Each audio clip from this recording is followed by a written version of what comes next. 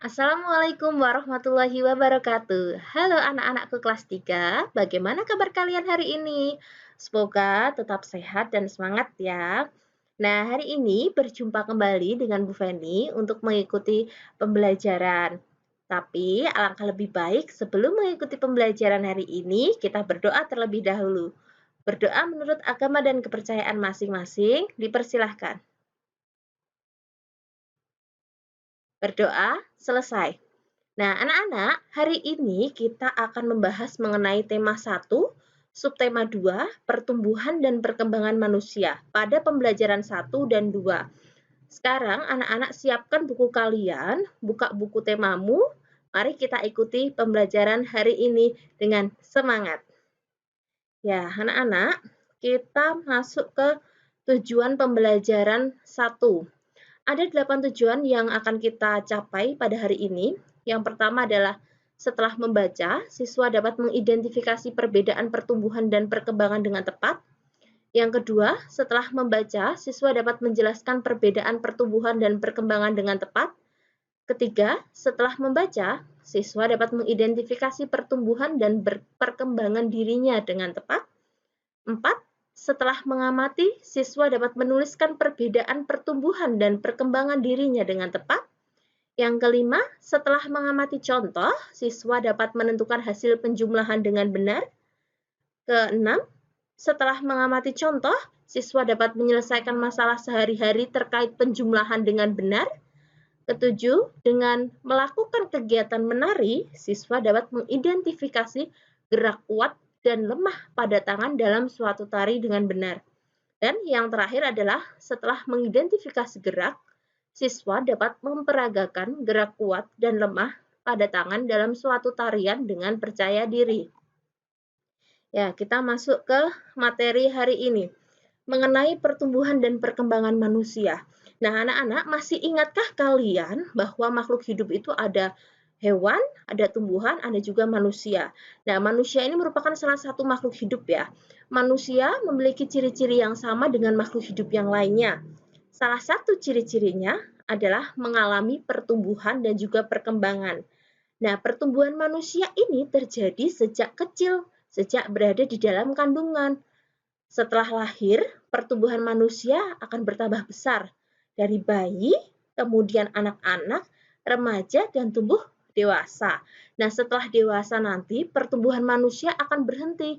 Namun berbeda dengan perkembangan emosi dan pikiran manusia yang akan terus berkembang. Nah, berikut perbedaan pertumbuhan dan perkembangan. Kalau pertumbuhan itu ciri-cirinya dapat diukur, dialami di masa awal, dan memiliki batas usia. Contohnya bertambah tinggi, bertambah berat badannya. Sedangkan perkembangan itu tidak bisa diukur, berlangsung di setiap fase kehidupan dan tidak dibatasi oleh usia. Contohnya perkembangan emosi dan perkembangan pikiran. Nah, anak-anak, ternyata di sini ada beberapa faktor yang mempengaruhi pertumbuhan dan perkembangan pada manusia. Yang pertama adalah makanan yang penting bagi kesehatan. Tentu makanan yang bergizi, makanan yang sehat akan membuat pertumbuhan dan perkembangan kita jauh lebih baik. Kemudian yang kedua olahraga, yang ketiga rekreasi. Rekreasi akan memberikan rasa senang dalam pikiran kita ya. Kemudian akan memicu perkembangan yang baik pada diri kita. Yang keempat adalah istirahat dan yang kelima adalah faktor yang diturunkan oleh orang tua ataupun disebut dengan genetik. Nah, anak-anak misalkan ayahnya bertubuh tinggi, ibu juga bertubuh tinggi, maka kemungkinan besar anaknya akan bertubuh tinggi juga. Nah, itu yang dinamakan faktor yang diturunkan oleh orang tua atau genetik. Nah, selanjutnya kita perhatikan gambar berikut ini. Apakah kamu dapat menemukan perubahan yang dialami Udin berdasarkan gambar tersebut? Ya, perubahan yang dialami Udin sejak bayi sampai saat ini adalah Udin tumbuh menjadi besar. Berawal dari bayi yang digendong oleh ibunya, kemudian Udin bisa merangkak, dan kemudian Udin bisa berjalan. Nah, anak-anak, ini menunjukkan bahwa Udin mengalami pertumbuhan. Tadi diingat lagi ya, bahwa pertumbuhan itu ada batas usianya. Kira-kira sekitar umur 20 sampai 25 tahun dimungkinkan pertumbuhan manusia sudah berhenti. Dan tetapi berbeda lagi dengan perkembangan. Kalau perkembangan akan terus berlanjut. Nah, selanjutnya, perhatikan gambar berikut ini. Nah, perubahan yang dialami Udin sejak bayi sampai saat ini adalah ketika bayi, Udin kesulitan untuk memegang botol. Memegang botol saja sudah kesulitan. Namun semakin besar, Udin sudah mahir menggunakan garpu dan sendok. Nah, ini menunjukkan bahwa Udin telah mengalami perkembangan. Nah, anak-anak, tadi untuk melatih kekuatan tangan, seperti tadi ya Udin yang awalnya memegang botol saja kesulitan, kemudian akhirnya sudah mahir untuk memegang sendok dan garpu. Nah, untuk melatih itu semua, ada beberapa cara, bisa dengan olahraga ataupun bisa dengan menari. Nah, selanjutnya kita akan belajar mengenai gerak kuat dan gerak lemah. Nah, gerak kuat dan gerak lemah, apa pengertiannya? Kalau gerak kuat, yaitu adalah gerak yang membutuhkan tenaga yang lebih banyak, berbeda dengan gerak lemah, yaitu gerakan yang membutuhkan hanya sedikit tenaga. Seperti contoh pada gambar ini, ada beberapa gerakan tarian yang menunjukkan gerak kuat dan gerak lemah. Mari kita bahas bersama-sama. Ya, anak-anak, pada gambar pertama, ini ada gambar seorang anak perempuan yang mengangkat tangan kanannya, kemudian mengangkat tangan kirinya. Mengangkat tangan dengan kuat, seperti sedang mengangkat beban. Berarti pada gerakan pertama ini adalah termasuk gerak kuat. Kemudian gerakan kedua. Gerakan kedua adalah turunkan tangan secara perlahan sambil menggerakkan jari-jari tangan seperti menirukan air yang turun ataupun air hujan yang turun ya. Jadi gerakan kedua merupakan gerakan lemah. Selanjutnya, gerakan ketiga. Gerakan ketiga adalah rentangkan kedua tangan ke samping lalu bengkokkan sehingga membentuk huruf U. Kira-kira termasuk gerakan kuat atau lemah? Ya, termasuk gerakan kuat. Gerakan keempat. Gerakan keempat adalah gerakan memutarkan pergelangan tangan secara perlahan-lahan, termasuk gerakan lemah. Gerakan kelima adalah mengacungkan tangan ke depan dengan kuat, lalu membalikkan kedua telapak tangan dengan arah yang berbeda.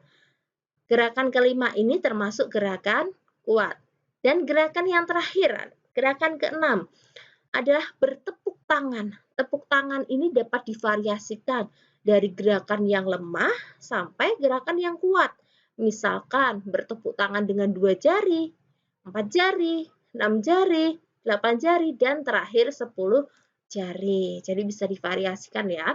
Nah, itu tadi beberapa contoh gerakan tarian yang dapat kita praktekkan untuk melatih kekuatan tangan kita. Baik ada yang gerakan kuat maupun gerakan lemah. Anak-anak, silahkan anak-anak mencoba di rumah ya untuk mempraktekkan keenam gerakan tersebut. Nah, untuk selanjutnya, Bu Feni ingin bertanya kepada anak-anak, apakah anak-anak masih ingat tentang penjumlahan tanpa teknik menyimpan dengan tanpa menyimpan? Apakah anak-anak masih ingat? Ya, pembelajaran sebelumnya kita belajar tentang itu ya nak ya. Tapi sekarang kita akan belajar ke penjumlahan dengan teknik menyimpan. Bu Feni yakin anak-anak juga sudah pernah belajar. Mari kita ulang kembali ya. Nah, anak-anak perhatikan contoh yang terdapat pada layar. Dalam layar pertama terdapat dua bilangan. 1.200 ditambah 2.900. Ingat, menjumlahkan dengan cara bersusun harus memperhatikan nilai tempatnya. Satuan harus dijumlahkan dengan satuan, puluhan harus dengan puluhan, ratusan dengan ratusan, dan ribuan dengan ribuan. Kita mulainya dari belakang. 0 ditambah 0 sama dengan 0. 0 ditambah 0 sama dengan 0. 2 ditambah 9 sama dengan 11. Angka belakang kita tuliskan, kemudian angka depan kita simpan. Kita simpan di sini ya. Nah, selanjutnya dijumlahkan kembali. 1 ditambah 1 ditambah 2, 4. Jadi hasilnya 1200 ditambah 2900 adalah 4100. Kita beralih ke contoh yang kedua. Contoh yang kedua, ada bilangan 3670 ditambah 4620. Kita mulai dari satuannya. 0 ditambah 0, 0. 7 ditambah 2, 9.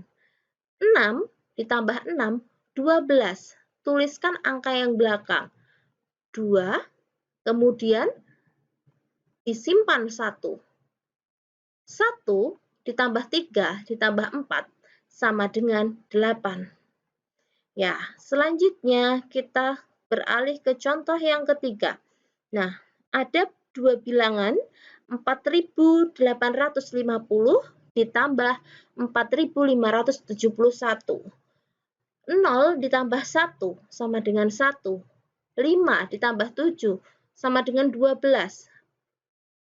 Angka yang belakang atau satuan kita tuliskan, kemudian angka 1 kita simpan. Simpan 1 ditambah 8, 9, 9 ditambah 5, 14. Kita tuliskan kembali angka yang belakang 4, kemudian masih menyimpan 1 lagi. Kita letakkan di ribuan. 1 ditambah 4, 5, 5 tambah 4, 9. Jadi hasilnya adalah 9421. Nah, anak-anak silahkan mencoba dengan contoh soal yang lain ya, agar pemahaman kalian lebih baik. Untuk selanjutnya kita masuk ke pembelajaran kedua. Pembelajaran kedua ini tujuan pembelajarannya yang pertama adalah setelah melakukan wawancara, siswa dapat mengidentifikasi istilah-istilah pada pertumbuhan dan perkembangan dirinya dengan tepat. Yang kedua, setelah melakukan wawancara dengan orang tua, siswa dapat menuliskan cerita pertumbuhan dan perkembangan dirinya menggunakan informasi yang diterima dengan tepat. Yang ketiga, setelah mengamati gambar, siswa dapat menjelaskan manfaat bersatu dalam keberagaman di sekolah.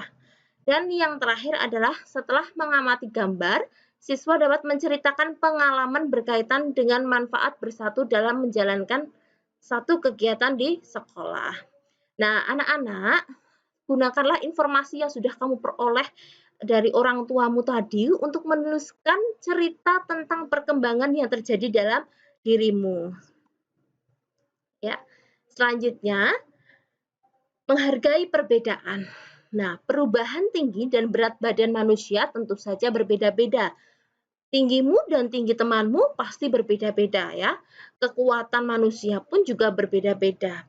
Nah, perubahan tinggi dan berat badan serta kekuatan adalah contoh pertumbuhan dan perkembangan manusia. Tuhan menciptakan berbagai macam makhluk hidup berbeda-beda. Perbedaan ini juga merupakan karunia dari Tuhan. Maka dari itu, kita harus saling menghargai dan menghormati perbedaan tersebut. Nah, sikap saling menghormati antara sesama manusia termasuk pengamalan sila kedua Pancasila yang bunyinya adalah kemanusiaan yang adil dan beradab dengan lambang rantai emas. Nah, lambang ini menunjukkan bahwa Indonesia sangat menjunjung tinggi nilai-nilai kemanusiaan, harus saling menghormati, saling menyayangi, dan juga memperlakukan manusia lainnya dengan baik. Kita bisa melihat juga bahwa di rantai emas itu terdiri dari rantai yang bentuknya persegi dan juga lingkaran. Itu meskipun mereka berbeda, tapi mereka tetap bersatu ya. Jadi tidak boleh membeda-bedakan, harus saling menghormati dan menyayangi. Nah, anak-anak, demikianlah pembelajaran pada hari ini. Semoga pembelajaran hari ini bermanfaat untukmu. Jadi, pembelajaran tadi bisa diulang-ulang kembali. Kita harus selalu menghargai, menghormati, baik dengan teman ataupun orang lain, tidak boleh saling mengejek adanya perbedaan. Kita juga harus menjaga tubuh kita, makan makanan bergizi, olahraga, istirahat agar tubuh kita mengalami pertumbuhan dan perkembangan yang baik. Nah, demikian yang dapat Ibu sampaikan. Semoga apa yang Ibu sampaikan hari ini bermanfaat untukmu. Jangan lupa terus belajar di rumah, diulang-ulang kembali materinya, dan jagalah kebersihan.